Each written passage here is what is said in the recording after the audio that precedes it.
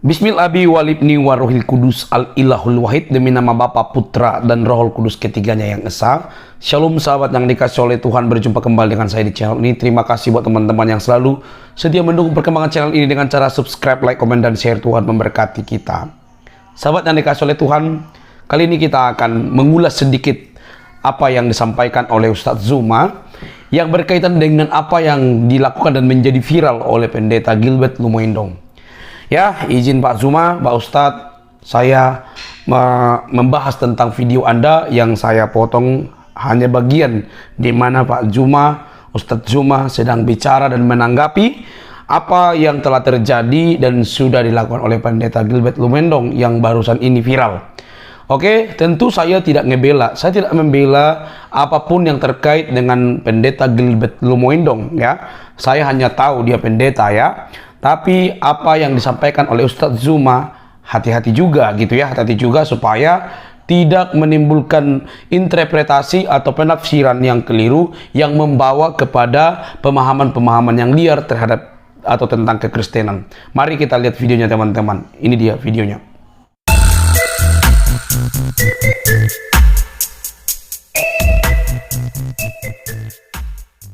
Kurang bersyukur. Kristen tuh enak loh. Ibadahnya cuma seminggu sekali. Saudara sepupu kita 5 kali. Kenapa kita kebaktian seminggu sekali? Tahu nggak kenapa? Karena bayarnya 10%. Itu berhubungan, saudara-saudara. Makanya saya tidak pernah tertarik perdebatan tentang perpuluhan. Orang kalau nggak mau bayar perpuluhan nggak apa-apa. Semua hamba-hamba Tuhan yang bilang nggak usah bayar perpuluhan nggak apa-apa. Bayar 2,5. Nggak usah 10%, 2,5. Tapi sembayangnya 5 kali sehari. Iya dong, enak aja. Udah cuma 2,5 mau seminggu sekali. Beda kelas. Dari mana masuk gereja langsung masuk. Kita orang Islam diajarin bersih sebelum sembahyang, cuci semuanya. Saya bilang lu 2,5. Gue 10%, bukan berarti gue jorok. Disucikan oleh darah Yesus. Nggak usah tepuk tangan. Lu 10 apa 2,5? Yang enak aja, amin. Persembahan 2,5%. Ya, iya.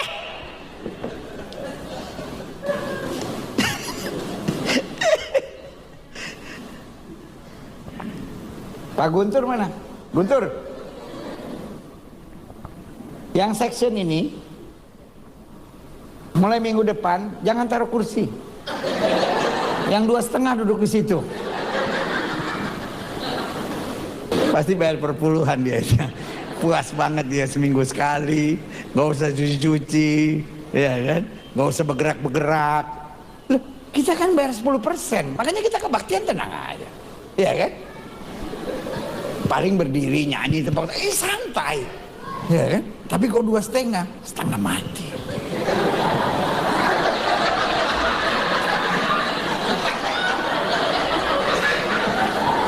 Yang paling berat terakhirnya mesti lipat kaki.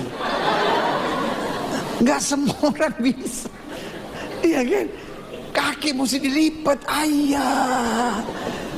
Tapi ya udahlah 2,5. Dan Roh Kudus di dalam nama Yesus. Keluar, masuk semua, masuk semua. Keluar semua. Ya. Perkataan dari dia, ya, bahwa kita ini katanya ajaran setan. Sebentar. Emang kalau mereka ini enak gitu ya, tidak ada hukum gitu yang apa namanya ini mereka gitu. Jadi mereka sebebasnya aja ya. Luar biasa ini. Kristen.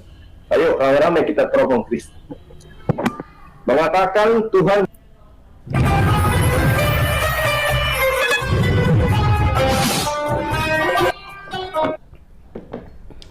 punya anak.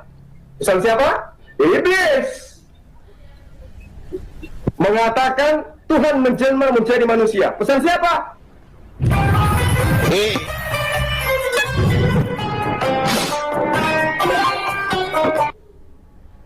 Setan.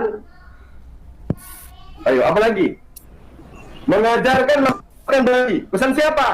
Pesan siapa? Genderuwo. Mengajarkan jangan bersunat. Pesan siapa? Ayo. Ifrit. Pak Iprit juga dibilang. Apa lagi? Ibadah hari Minggu. Pesan siapa? Setan. Tuh, Apa lagi? aduh. Dari Kristen lah. Ini mantan serigala itu. Apalagi yang mereka anggap suci. Bisa beredar orang begini ya.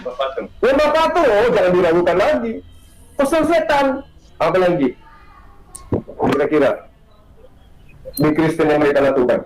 Semua yang berkaitan dengan ibadah itu adalah titipan setan, titipan iblis. Apa coba? Memuji siapa? Memuji Bapa. Bapa yang mana? Yang roh. Yang mengajarkan bahwa Tuhan itu roh, siapa? Setan, iblis. Ajaran animisme, penyembahan terhadap roh. Apa taunya dia tentang Buktinya, apa Yohanes namanya 7, nih? 5 ayat 6. Apa dia taunya tentang roh ini? Orang ini tidak bisa tahu tentang Alkitab sok-sokan. Inilah polisi. Orang-orang seperti ini harusnya dibersihkan. Bingung kita kalau kata Videonya jangan, Pak. kalau kata si Ruhut Sitompul, pening aku katanya. Masa orang kayak begini bisa bebas? Inilah ketujuh roh Theos yang diutus ke bumi. Theos punya 7 roh. Wujudnya menurut penglihatan orang yang ada di Pulau Patmos berbentuk binatang, bertanduk 7, bermata 7. Itu pesan siapa? Iblis. Nah, dia tidak tahu maksudnya di kitab Wahyu itu, tapi sudah tafsirkan sendiri. Saya rasa Pak Kace lebih lebih elegan. Dia membacakan, ya, dia tidak menafsir sendiri. Orang ini kan menafsir sendiri, kedebong ini. Bukan agamanya ditafsir. Apalagi yang Anda ragukan kalau Kristen itu adalah ajaran setan? Ada. Dia mengasihi manusia. Loh, iblis gimana? Bagaimana iblis merayu Tuhan mereka? Dibikin dengan Tuhan ya kan? Dibopong, dirayu.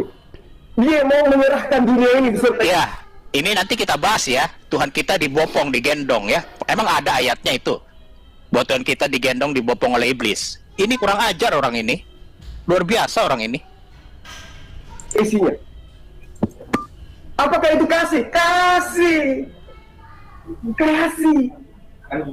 Iblis ketika datang kepada Yesus, dia mengadakan kasih. Mengadakan kasih, Pak. Oh, dia elus si Yesus. Jika kau ikut aku kasih dunia. Beserta isinya. Dikasih. Ajaran kasih. Lalu sebaliknya, ketika malaikat datang kepada Yesus, apakah malaikat mengajarkan kasih? Tidak, Pak. Tidak. Padahal malaikat datangnya tujuannya baik, memberikan kekuatan. Tapi Yesusnya ketakutan. Sampai keringatnya seperti dinding darah. Ada ajaran kasih di situ? Tidak. Jarang ada. Sama setan. Aduh, kata kita orang awam aja, orang goblok, orang bodoh aja, kita yang orang Kristen tahu. Mana ada Tuhan itu takut sama setan? Kalau diuji, dicoba, ya mungkin diuji. Tapi kan nggak kena Tuhan diuji. Inilah orang ini nih, wah benar-benar kadrun koplak. Ajaran kasih adalah ketika iblis datang, menggendong Yesus, mengelus Yesus, membopong Yesus, menentang, Nah ya, ini videonya harus disimpan ya. Ini luar biasa ya, menggendong Yesus, membopong. Ini, wah ini benar-benar ini. mententeng Yesus. Mententeng Yesus. Apa emang kita kayak bergandengan? Aduh, koplak benar orang ini. Orang-orang ini bodoh ya. Kenapa ya tidak cerdas satu orang pun ya orang-orang ini ya? Tapi menafsir sok hebat. Padahal dia harusnya dia sajikan kitabnya, ayat-ayatnya itu apa yang Pak Kace bilang, dia harus clearkan bahwa sebenarnya tidak begitu. Tugas dia banyak loh, PR-nya ini. Kenapa dia bisa mentafsirkan Alkitab yang sempurna itu, yang benar satu-satunya? Kitab yang paling benar. Bagaimana? Atas bukit bumbungan bait suci, atas gunung, lalu dia katakan, aku akan memberikan dunia beserta isinya jika kau sujud menyembah kepada. Ayo, sekarang yang mengajarkan kasih terhadap Yesus, malaikat, apa iblis? Ayo jawab. Yang mengajarkan kasih kepada Yesus, iblis atau malaikat? Ustaz yang jawab. Iblis. Ya, kita kayak ditertawakan ya. Kita ini kan ajaran kasih ya. Siapa yang nggak tahu Kristen adalah ajaran kasih. Kasih itu ya, yang pasti ya sudah diajarkan. Yesus datang ke dalam dunia untuk menebus kita ya, menyelamatkan umatnya dan mati di kayu salib. Itulah kasih kita, kasih Tuhan kepada manusia. Nah, ini sudah menghujat ya. Mungkin nanti Bu Sophie bisa tambahkan. Sebentar. Sekarang gini, beliau datang dari jauh, datang saya, dia bawa saya ke hotel, dia traktir saya makan, diberikan saya duit, dikasih emas 4 kilo, kasih kendaraan, dia kasih sama saya, kasih. Beliau datang, bikin saya takut, keringat saya sampai keluar seperti bintik-bintik darah. Dia ngajarkan kasih? Bukan. Dia mengajarkan saya ketakutan. Ya, Yesus itu ketakutan gitu karena keluar keringat ya. Inilah ya. Sekarang yang mana yang benar? Ajaran setan atau ajaran malaikat? Ayo. Jadi ajaran kasih yang mereka anut ini, itu juga adalah penampakan dari iblis. Mau bukti? Ya, sekali lagi luar biasa dibolak-balik ini. Ajaran kasih adalah ajaran iblis. Baik. Kasihi musuhmu. Musuh di dalam ajaran, di dalam bahasa Ibrani itu Satan. Musuh itu Satan. Satan itu adalah iblis. Kasihilah iblis, ya. Kasihilah iblis sebagaimana engkau mengasihi dirimu sendiri. Luar biasa bukan? Lalu kemudian ketika dikatakan kasihi musuh, musuhnya apa? Pencuri, itu musuh kita. Pemerkosa, musuh kita. Ya, saya rasa cukup ya. Karena kita kalau dengar orang koplak, lama-lama otak kita koplak juga ya. Tetapi koplak juga normal juga gitu untuk membahas kitab orang, padahal dia nggak ngerti. Ini memang penghujat terbesar juga ini. Ini menjadi PR juga bagi kepolisian ya, untuk mewaspadai YouTuber dari umat seberang ini ya. Ustadz kita, Ustadz Kiai Haji Said Abdul Somad. Bang Suma. Ya, kita persilakan kepada Bang Suma untuk memberikan komentarnya. Kami persilakan. Assalamualaikum warahmatullahi wabarakatuh. Waalaikumsalam. Yang kami hormati guru kami Bapak Kiai Said dan Pak Ustadz yang hadir di sini, sahabat-sahabat bagian daripada pemerhati pergerakan misionaris yang hadir pada tempat yang penuh berkah. Saya pribadi sekaligus sebagai wakil langsung dari Apologet Islam Indonesia, Makassar Mu'alaf Center Indonesia, Mu'alaf Center Indonesia, juga menyatakan sikap terhadap apa yang pendeta juga melakukan, di mana ini adalah jelas merupakan suatu penistaan, menodai adanya kerukunan agama yang ada di negara kita ini. Islam begitu toleran. Islam sudah memberikan ruang pada kita untuk mengaplikasikan seluruh isi dari isi Bible atau isi Al-Quran untuk kita aplikasikan sebagai anak bangsa.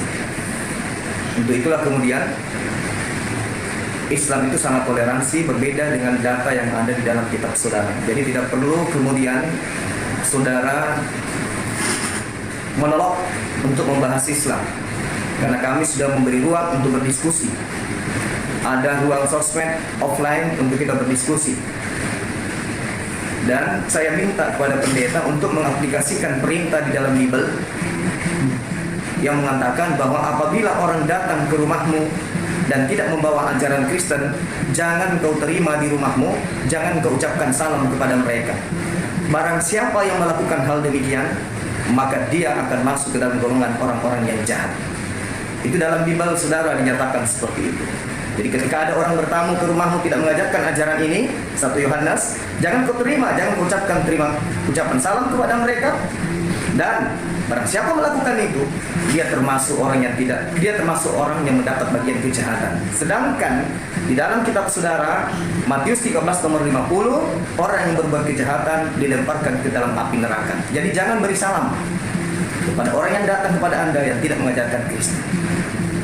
Silakan Anda bantah, buka ruang untuk kita berdiskusi. Kemudian, Pendeta Gibran, saya peringatkan kepada saudara bahwa saya ketika Anda mencerca, menghina ibadahnya umat Islam, Anda harus tahu dan Anda harus pelajari kitab Ulangan 9. Bagaimana Nabi Musa menerima perintah sujud, beribadah, prosesi ritual dalam menyembah kepada Allah, kepada Rabb, kepada Tuhan pencipta langit dan bumi.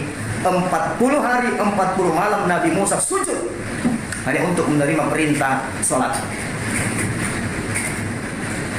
Tuhan yang Anda sembah, Yesus di dalam Matius 26 nomor 39, sholat, sujud dia dalam beribadah, dan Yesus tidak pernah mempraktikkan nyanyi-nyanyi, jingkrak-jingkrak seperti yang Anda praktikkan dengan jemaat Anda.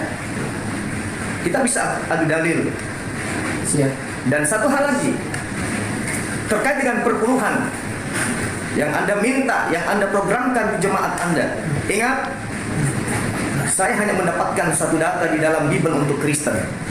Di dalam kitab saudara 2 Korintus 11, bagian Paulus mengatakan jemaat-jemaat telah kurampok dengan mereka memberikan persembahan kepada saya untuk kemudian memberikan pelayanan kepada kalian. Jadi merampok jemaat yang lain untuk melakukan pelayanan di tempat lain. Ingat dalilnya, 2 Korintus 11. Apa perlu saya ngajarin? Ya. Lalu terkait dengan perpuluhan tersebut, itu hanya ada dalam kitabnya Nabi Musa. Kitab Bilangan 18, nomor 18, nomor 21, nomor 22, nomor 24, nomor 26, nomor 28. Semua yang diperintahkan oleh Tuhan untuk menerima perpuluhan hanya suku Lewi dari anak Yakub. Bukan untuk orang kalian, orang Indonesia. Bukan untuk kita. Kita bukan suku Lewi. Perpuluhan itu hanya untuk Bani Israel saja dari suku Lewi. Itu pun dalam Nehemia diterangkan bahwa ketika orang-orang Lewi ingin menerima persembahan dari Bani lain, dia harus disertai oleh Imam Harun atau anak-anak Nabi Harun. Ada anak Nabi Harun di Indonesia untuk mendampingi Anda menerima perpuluhan? Tak ada perintah perpuluhan itu untuk orang non-Israel. Cari saya data, carikan kita data. Lalu perintah sujudnya kemudian di dalam kitab Yesaya 66 nomor 23. Tuhan yang Anda katakan Bapa itu mengatakan apa? Sabat berganti sabat, bulan berganti bulan, seluruh umat manusia akan datang sujud beribadah kepadaku. Bukan jingkrak-jingkrak, bukan nyanyi-nyanyi, bukan, tapi sujud. Coba Anda praktekkan sujud tanpa melipat kaki, bisa? Kalau Anda sujud tanpa melipat kaki, caranya gimana? Tengkurap? Anda nggak bisa bedakan sujud dengan tengkurap. Matius 26 nomor 39, Yesus sujud dalam beribadah kepada Tuhan.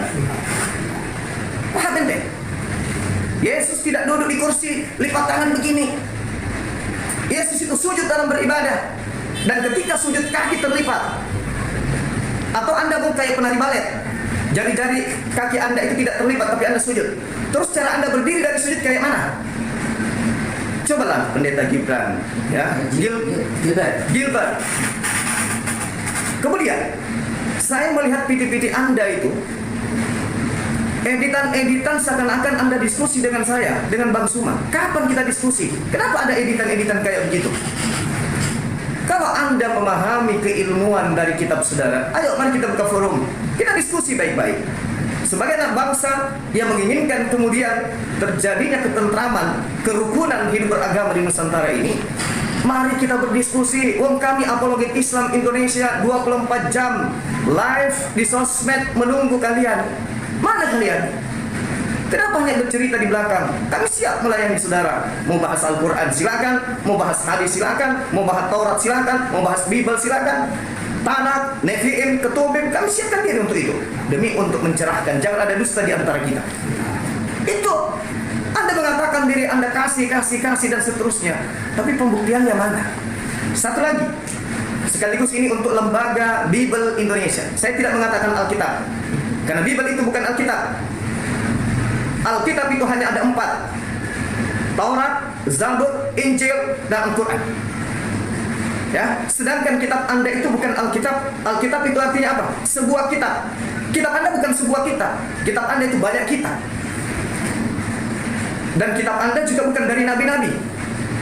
Itu yang perlu Anda pahami. Sehingga saya minta kepada saudara Gilbert, mari kita berdiskusi. Buka forum kita. Buka forum. Saya ingin menitip pesan kepada pendeta tersebut. Tolong keluarkan jemaat Anda dari tanda-tanda buah nabi palsu. Matius 7 nomor 15 sampai nomor 23. Silakan pemerhati apologet dari Kristen buka Bible. Ketika Yesus ditanya, bagaimanakah kami bisa mengenal tanda-tanda buah dari nabi palsu? Satu, memanggil Yesus Tuhan, bernubuat pakai nama Yesus, bermujizat pakai nama Yesus, mengusir setan pakai nama Yesus. Buah-buah ini ada di masjid atau ada di depan jemaatnya Gilbert? Jawab saya. Buah-buah dari nabi palsu ini ada di masjid yang sholat, yang 2,5% ini, atau ada yang di perpuluhan, 10%. Memanggil Yesus Tuhan, bermujizat, bernubuat, mengusir setan. Itu di jemaah Islam atau di jemaahnya Pak Gilbert? Gilbert. Itu tantangan. Kalau saudara berani untuk membahas ini, saya siap. Offline saya siap, online saya siap. Ya. Jadi saya minta kepada pendeta-pendeta yang lain, ketika saudara dalam ranah khotbah, jangan coba-coba kemudian untuk memelintir atau menyinggung-nyinggung ajaran Islam yang kalian tidak tahu. Saya membahas Bible dalam ranah dialog, dalam ranah debat. Anda keberatan dengan itu, silakan, mari kita berdebat. Ingat, Markus 16 sampai 20, Matius 28, 19-20. Beritakanlah Injil kepada seluruh makhluk. Artinya apa? Beritakan Injil kepada Islam juga. Sama seperti kami di Al-Quran juga diperintahkan untuk menyeru kepada seluruh makhluk dengan seruan-seruan yang hikmah. Sama-sama kita agama Syiah. Mari kita jujur untuk menyiarkan agama kita. Dialog. Kristen benar, Islam benar. Mari kita pertemukan. Biar orang yang menilai mana sisi benar yang sebenarnya. Ya, saya kira begitu. Saya mewakili para apologet Indonesia menyatakan sikap tegas kepada apa yang saudara lakukan, bahwa proses ini tidak boleh berhenti. Proses ini harus secara hukum selesai sampai tuntas. Ingat itu. Kami memaafkan. Tapi proses hukum ini negara hukum, ingat. Negara hukum. Maka proses ini tidak akan pernah bisa dihentikan. Allahu Akbar. Allahu Akbar. Nah, saya minta kepada saudara Gilbert, kalau misalnya datang ke Makassar, datang ke Makassar untuk bisa kemudian klarifikasi dan menentukan kapan kita bisa berdialog, kapan kita bisa berdiskusi. Oke? Kira begitu, Ustaz pada Dewan Guru yang ada di sini. Terima kasih atas kesempatan yang diberikan kepada saya. Sekali lagi saya katakan bahwa saya hadir sebagai apologet di sini, mengajak pendeta tersebut untuk berdiskusi tentang perpuluhan dan 2,5%. Kapanpun Anda bersedia. Siapkan data-data Anda dari Bible. Jangan goyang, jangan guncang, dan jangan kemudian Anda histeris, karena Anda akan berhadapan dengan Bible itu sendiri. Saya akhiri, subhanakallahumma bihamdi, asyhadu an la ilaha illa anta, astaghfiruka wa atubu ilaik. Salam tauhid, salam satu Tuhan. Allahu Akbar. Assalamualaikum warahmatullahi wabarakatuh. Terima kasih. Alhamdulillah tadi ada pencerahan sekaligus kami minta juga kepada Ustaz Nabil Fadil, Ustaz. Teman-teman yang dikasih oleh Tuhan, kita sudah mendengar, tentunya ini masih baru ya, masih baru apa yang disampaikan oleh rekan-rekan kita daripada Ustadz dan juga teman-teman kita yang ada di Makassar, mungkin kumpulan daripada Ustadz Zuma yang memberikan keterangan terkait dengan apa yang dilakukan oleh pendeta Gilbert Lumoindong yang barusan ini viral. Teman-teman tidak perlu heran bahwa teman-teman bisa melihat apa yang terjadi di media sosial ya, apa yang dilakukan oleh pendeta Gilbert mungkin saat khotbah itu bentuk bentuk canda, walaupun candaan itu tidak bisa menjadi ditoleransi gitu ya. Dia hanya sedang kalau saya lihat dan saya pahami dari segi mimiknya gitu ya, dan saya bukan ahli di situ. Saya hanya melihat bagaimana dia mengkompilasi antara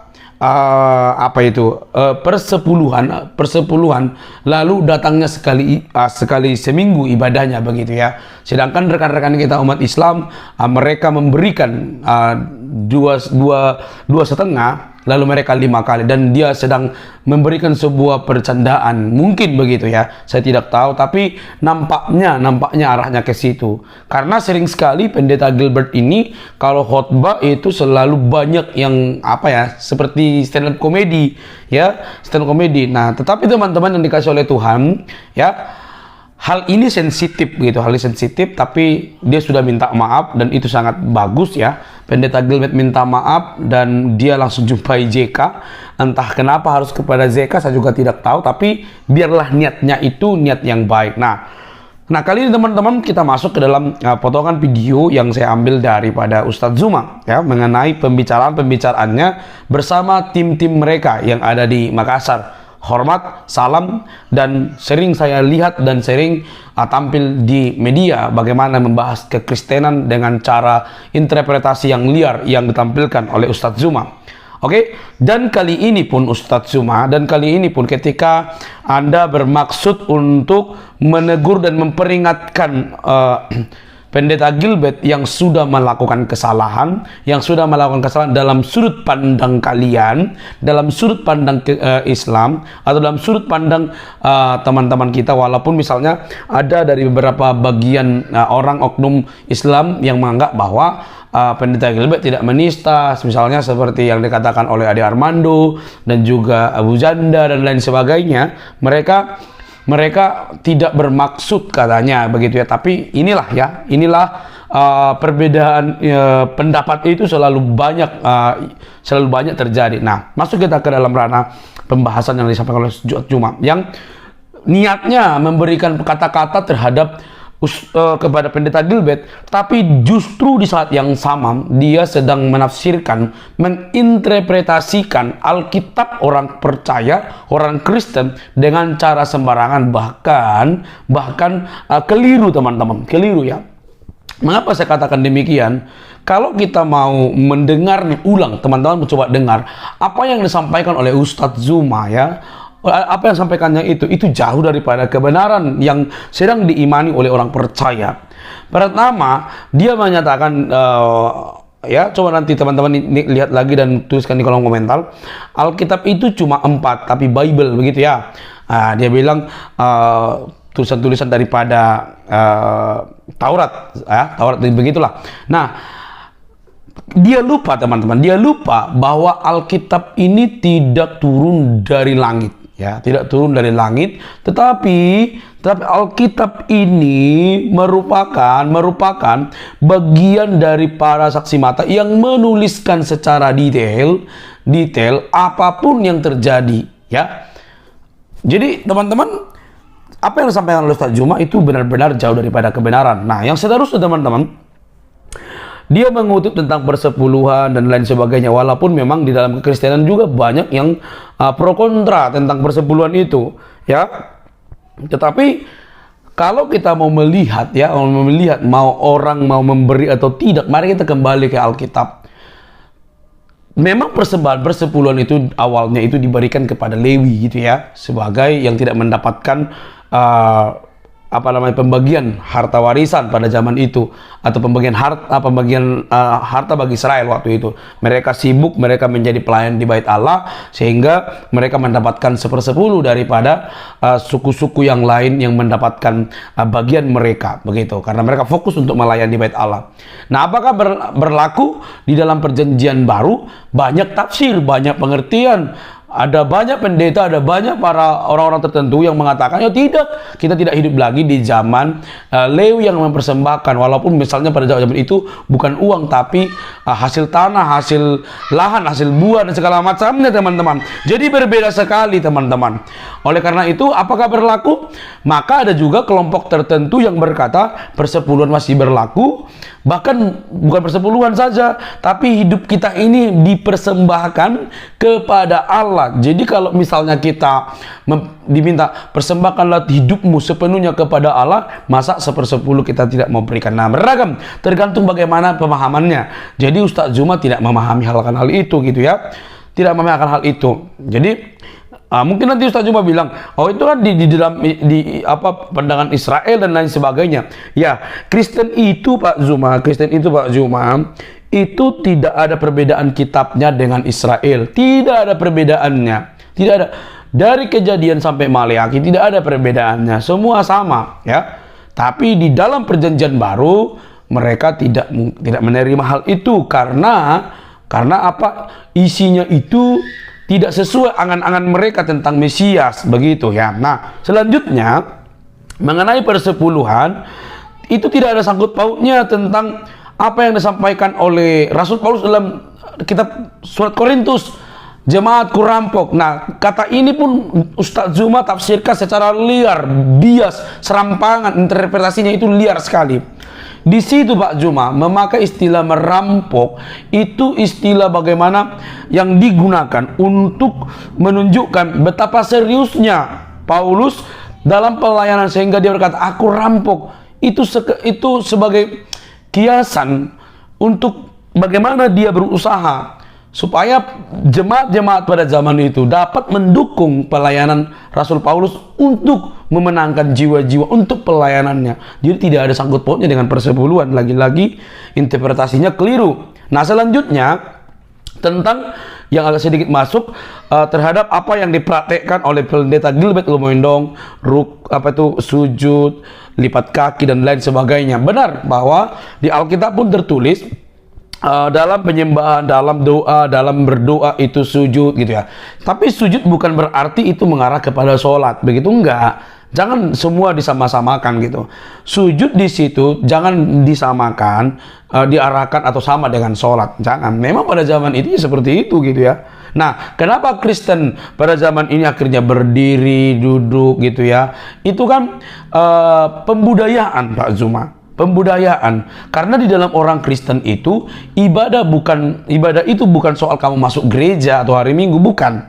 Di dalam orang Kristen itu setiap harinya kamu ibadah. Saat kamu bekerja ibadah namanya, saat kamu ini ibadah namanya. Lalu apa perbedaannya dengan hari Minggu? Ya kita sama-sama kumpul di gereja, tetapi kehidupannya itu Pak Zuma, kehidupannya itu semua ibadah. Maka seluruh hidup gitu ya.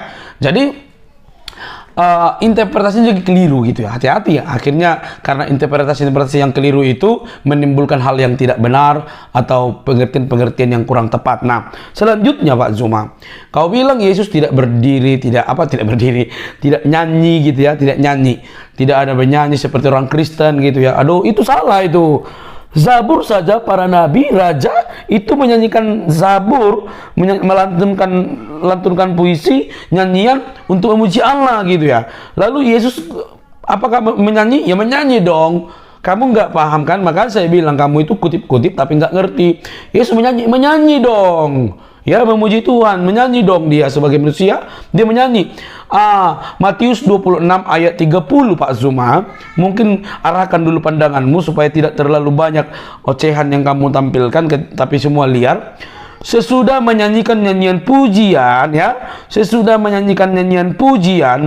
Matius 26 ayat 30, sesudah menyanyikan pujian, menyanyikan nyanyian pujian, pergilah Yesus dan murid-muridnya ke Bukit Zaitun. Siapa di sini?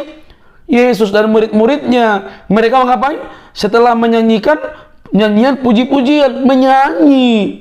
Apakah ini baru muncul di sini? Enggak lah, itu sudah terjadi di zaman Perjanjian Lama. Bagaimana para nabi, para raja, misalnya Daud, itu menyanyikan syair, melantunkan syair-syair yang indah kepada Allah. Lalu Yesus apakah tiba-tiba muncul? Enggak juga, itu sudah terjadi.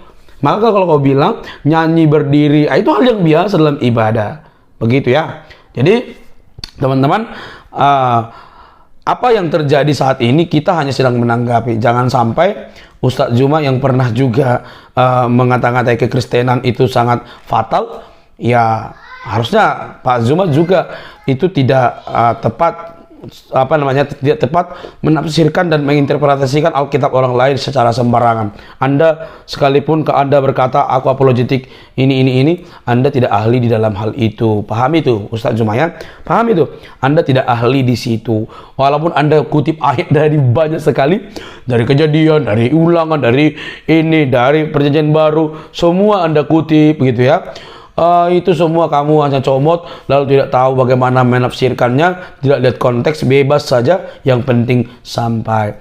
Oke, ada permasalahan ya antara Pendeta Gilbert dan lain sebagainya gitu. Tapi janganlah sampai karena itu kita akhirnya seperti yang dibuat oleh Ustadz Juma, menafsirkan, menginterpretasikan Alkitab dengan cara sembarangan. Itu ya apa bedanya Anda dengan Pendeta Gilbert Lumoindong kan?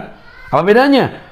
Ya, kalau dia berkhotbah mengapakan sedikit tentang sholat, zakat dan lain sebagainya, kenapa Anda begitu berani juga menginterpretasikan liar tentang Alkitab yang tidak sesuai dengan konteksnya? Kan itu jadi keliru. Janganlah sampai seperti itu. Oke, teman-teman, mari kita cerdas mengimani sesuatu. Dan yang terakhir, kalau Anda memang seorang yang berapologetik atau polemikus lah, bahaslah Quranmu, jangan terus kau bahas tentang Alkitab. Nanti dibahas kamu juga kepanasan begitu ya. Jangan kau bahas Alkitab karena kamu bukan ahlinya, kamu comot, kamu tafsirkan sembarangan. Oke, saya tidak ada hubungannya dengan Pendeta Gilbert. Saya juga tidak terlalu kenal beliau. Ya, dia sudah minta maaf, lalu kalau misalnya ada proses-proses yang lain, ya terserah kalian lah ya. Tapi kenapa harus saya bahas ini? Karena saya melihat apa yang disampaikan oleh Ustadz Juma, yang selama ini tampil di YouTube, di media, untuk mengomentari tentang Kristen, dan itu, ini saya berikan tanggapan kepada Ustadz Zuma. Oke, salam cerdas, gak usah kepanasan, mari kita selalu menghargai orang lain, karena itulah ajaran Kristus, menghargai orang lain, memberitakan kasih Kristus, sehingga ada banyak orang yang percaya kepada Dia. Sampai di sini dulu teman-teman, jangan lupa untuk mendukung dengan cara subscribe. Sampai ketemu di video selanjutnya, bye-bye.